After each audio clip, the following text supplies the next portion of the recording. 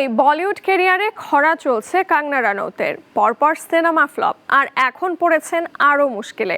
সামনেই তার ছবি এমার্জেন্সি মুক্তি পাওয়ার কথা। তবে শিখ সম্প্রদায়ের দাবি, এখানে দেখানো গল্পে নাকি তাদের মর্যাদাহানি করছে। ছবি মুক্তির আগেই তারা সিনেমা হলে মুক্তি আটকানোর দাবি জানিয়েছেন।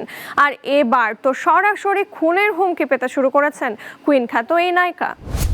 सरकार वो चुनिए जो आपके लिए कड़े निर्णय ले सके, जिसमें दम हो।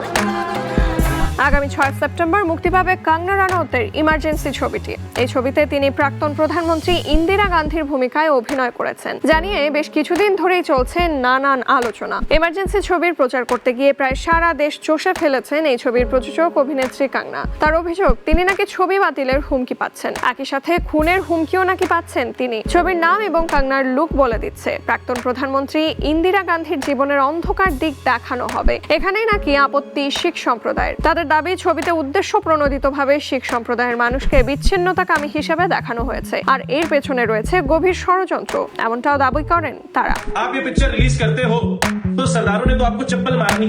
এখানেই শেষ নয়। সামাজিক যোগাযোগ মাধ্যমে ভাইরাল একটি ভিডিওয়ে দেখা গেছে যে যেখানে একজন ব্যক্তি বলেন,